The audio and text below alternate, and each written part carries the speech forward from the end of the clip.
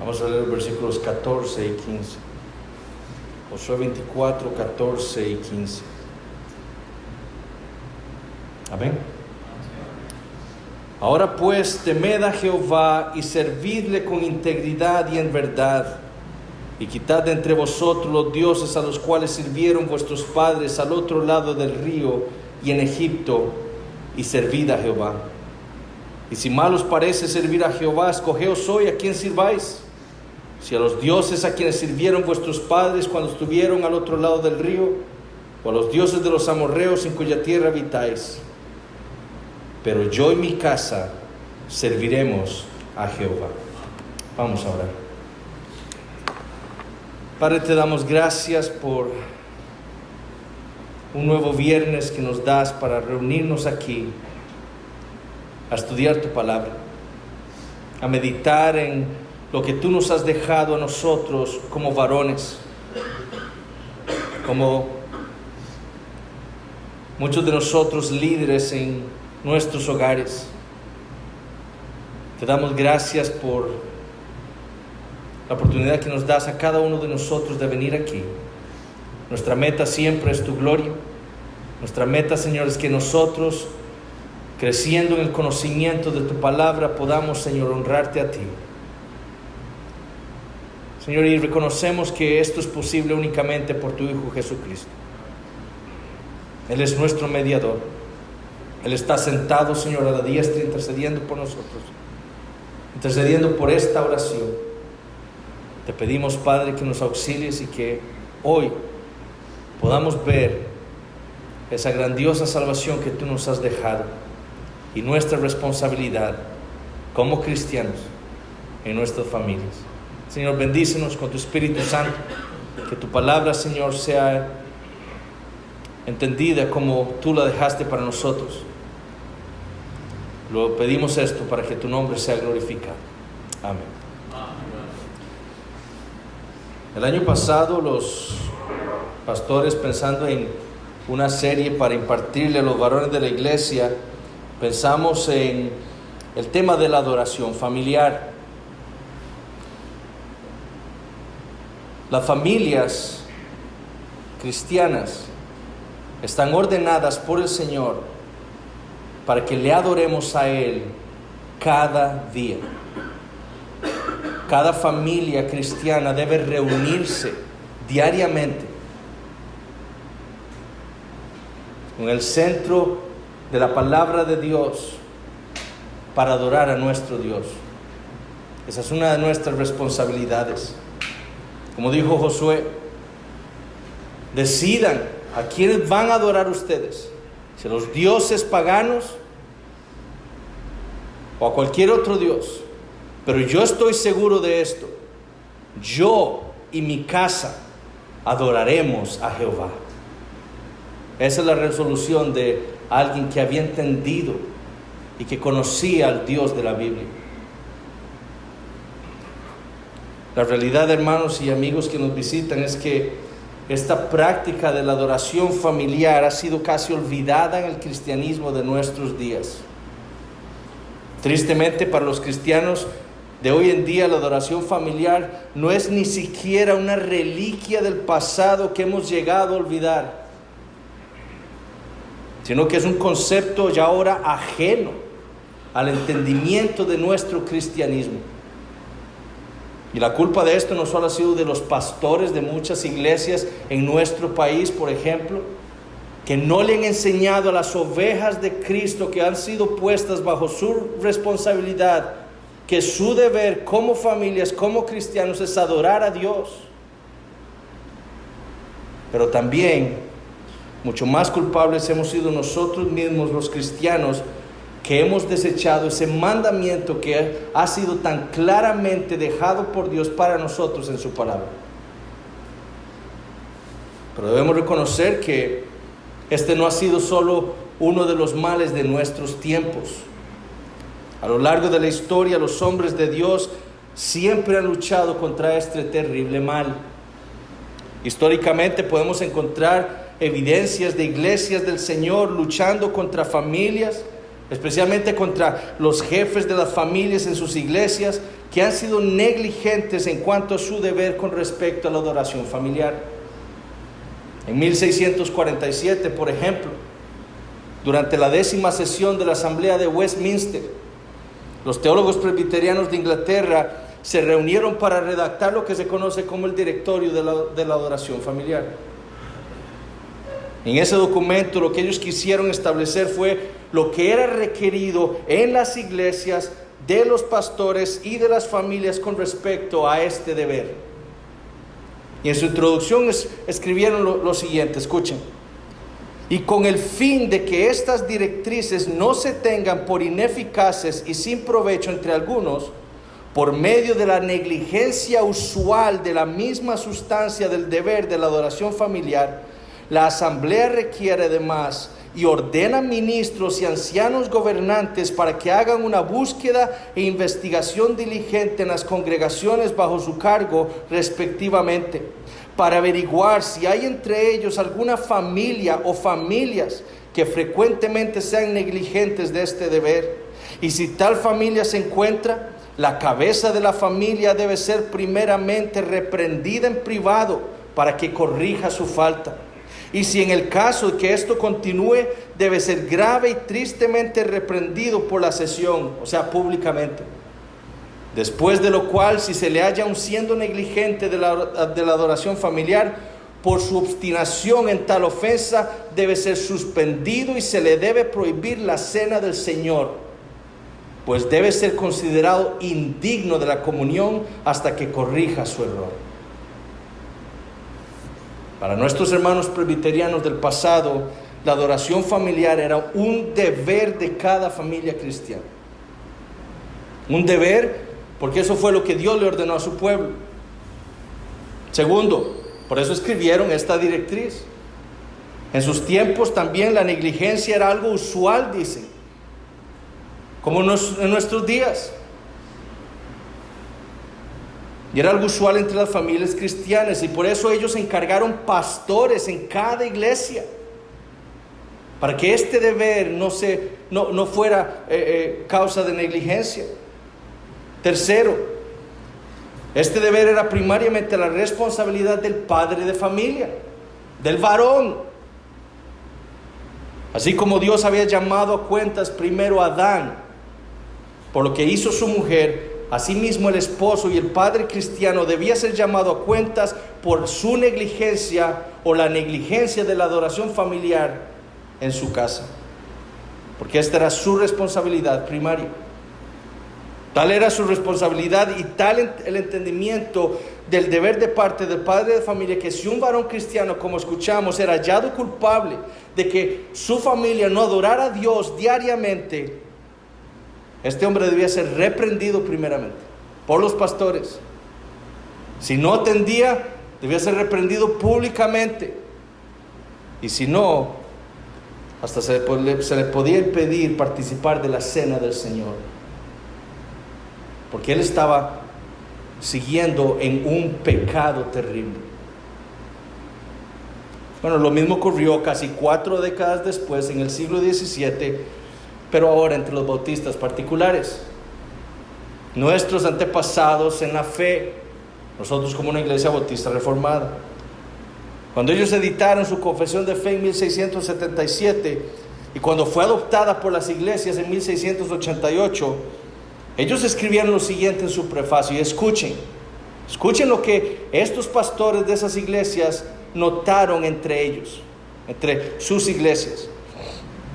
Y en verdad hay una causa y origen de la decadencia de la religión en nuestros días que no podemos sino mencionar y exhortar fervientemente a que sea reparada.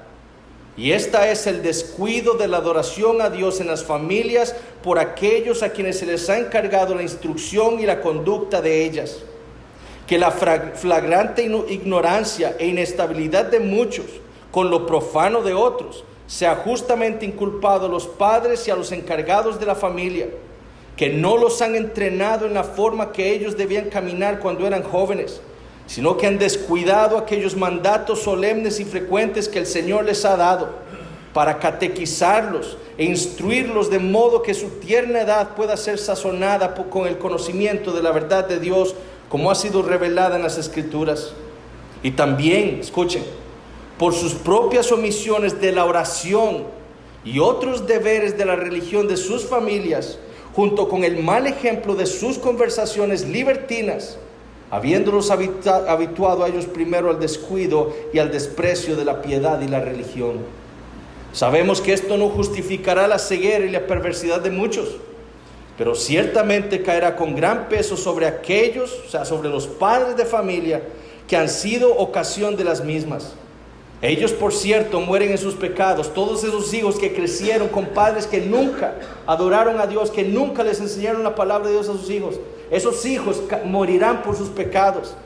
Dice, pero no se demandará la sangre de aquellos bajo cuyo cuidado estaban, quienes aún le permitieron continuar sin advertencias, guiándolos sin duda hacia los caminos de la destrucción.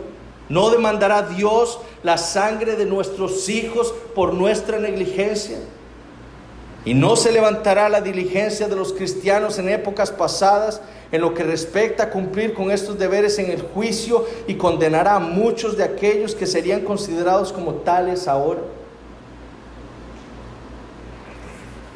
Esta confesión de fe fue editada con uno de los propósitos principales era refutar los errores de un hombre, Thomas Collier, uno que se había metido en sus rangos y decía ser bautista particular y andaba diciendo herejías. Y ellos quisieron decir, no, lo que nosotros creemos es esto, él es un hereje.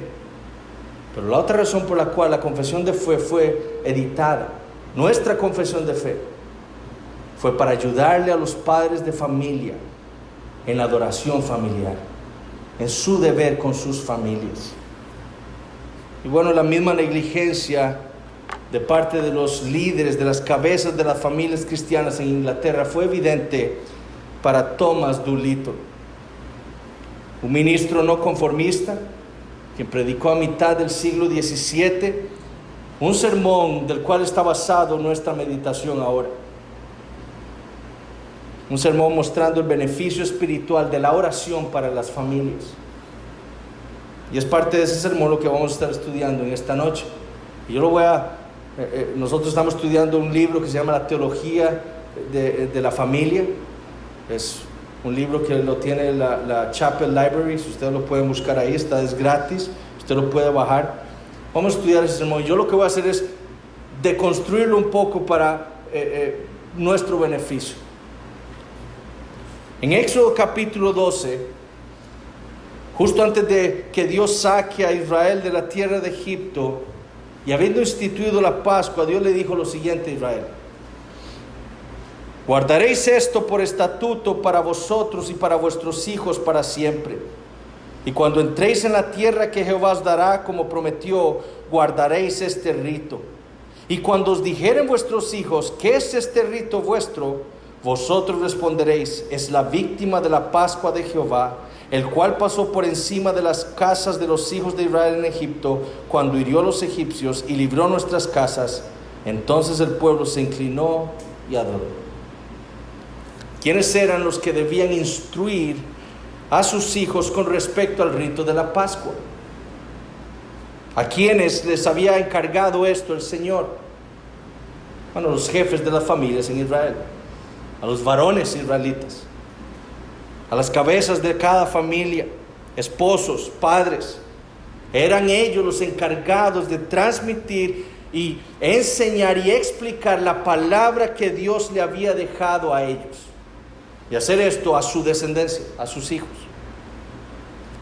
Bueno, con ese entendimiento es que Doolittle inicia su exhortación para nosotros. Él dice: los cabezas de familia deberían leer las Escrituras a sus familias e instruir a sus hijos y criados en los asuntos y las doctrinas de la salvación. Para él, para Doolittle, este pastor, este era el incuestionable deber de todo varón cristiano.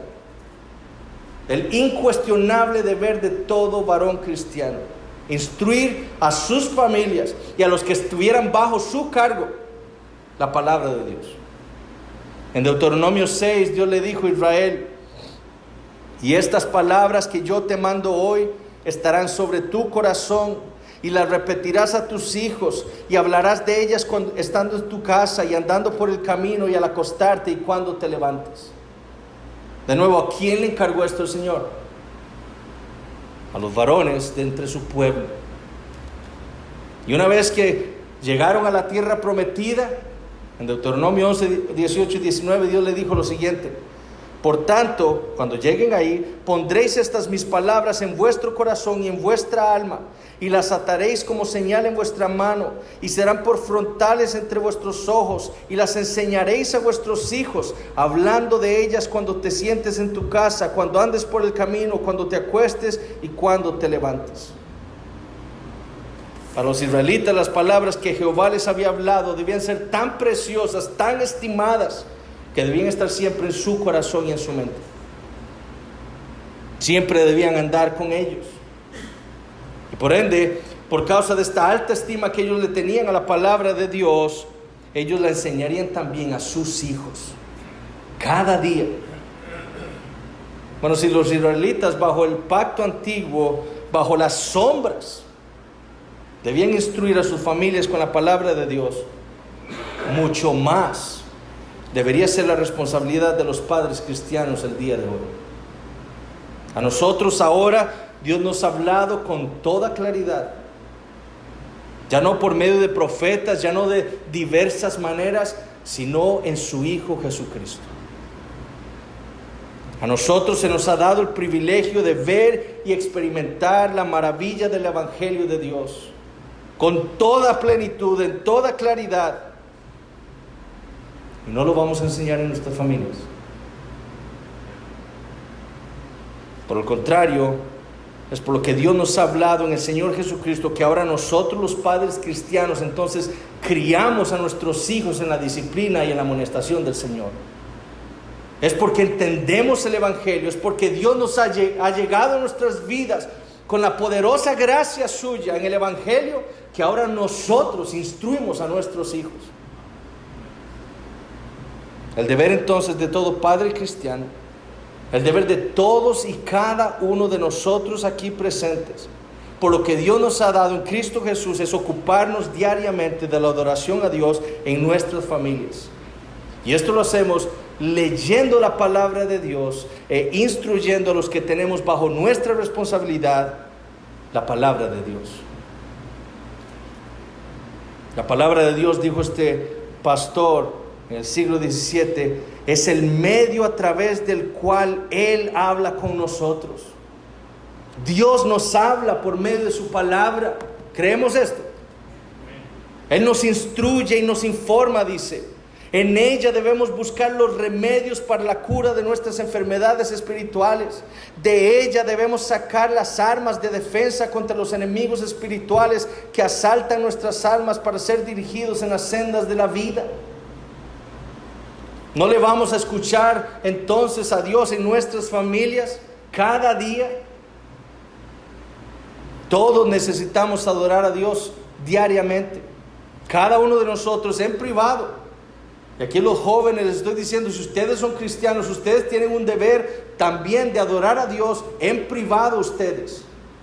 Pero nosotros, los varones, esposos y padres, a quienes Dios nos ha dado una responsabilidad en nuestros hijos y nuestras esposas, tenemos también el deber de que nuestras familias juntas adoren a Dios cada día.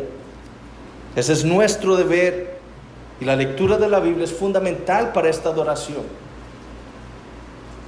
La Santa Escritura, decía Johann Gerhard, es la silla de Dios desde la que se dirige a nosotros. Es la escuela de Dios en la que Él nos enseña y comunica información.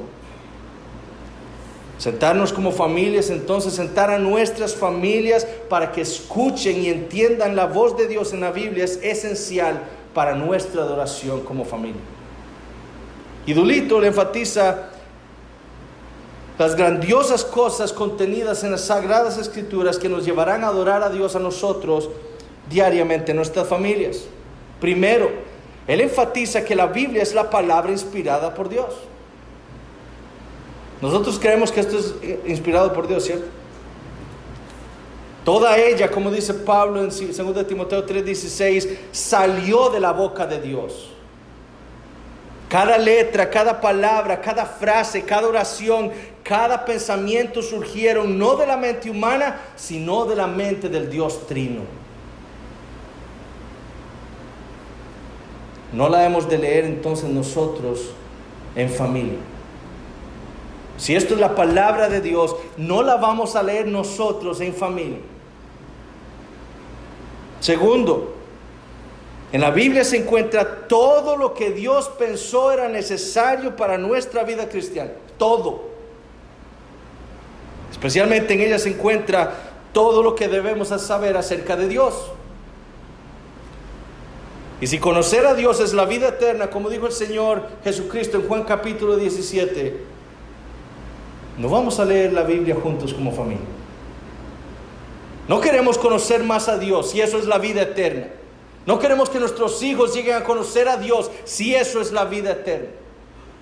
Leamos la Biblia. Tercero, además en ella, dice Dulito, se encuentra el conocimiento del Señor Jesucristo. Él es, dijo el apóstol Juan en Juan 1:18, la exégesis del Padre, es decir, la interpretación del Padre. Quien nos da a conocer al Padre es el Hijo. Y es en ella en la que Dios nos ha hablado finalmente por medio de su Hijo Jesucristo.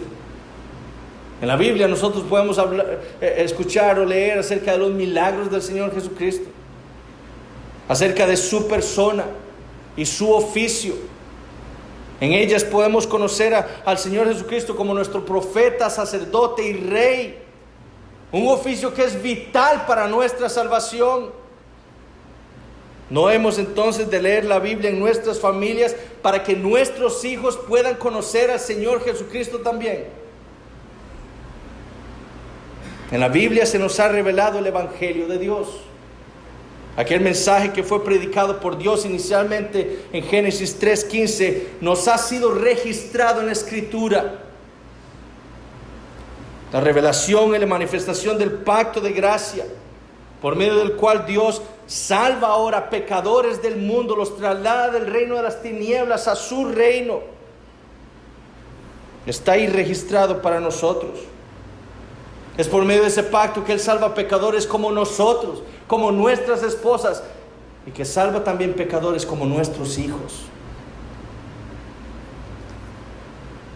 Es ahí donde se nos cuentan a nosotros los beneficios de la salvación que Dios da. ¿No vamos entonces a leer diariamente la Biblia con nuestras familias? En ella tenemos todo lo que es necesario para que los hombres puedan vivir vidas agradables a Dios. Como le dijo Pablo a Timoteo, la Biblia es útil para enseñar, para redarguir, para corregir, para instruir en justicia, a fin de que el hombre de Dios sea perfecto, enteramente preparado para toda buena obra. ¿No vamos entonces a reunir a nuestras familias día tras día para leer la Biblia con ellos con este propósito?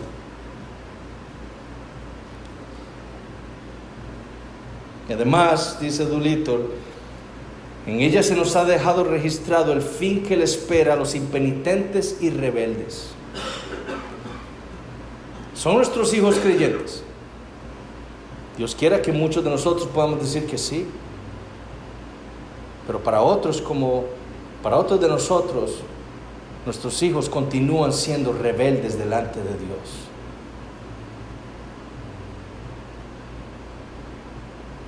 ¿Qué les espera a ellos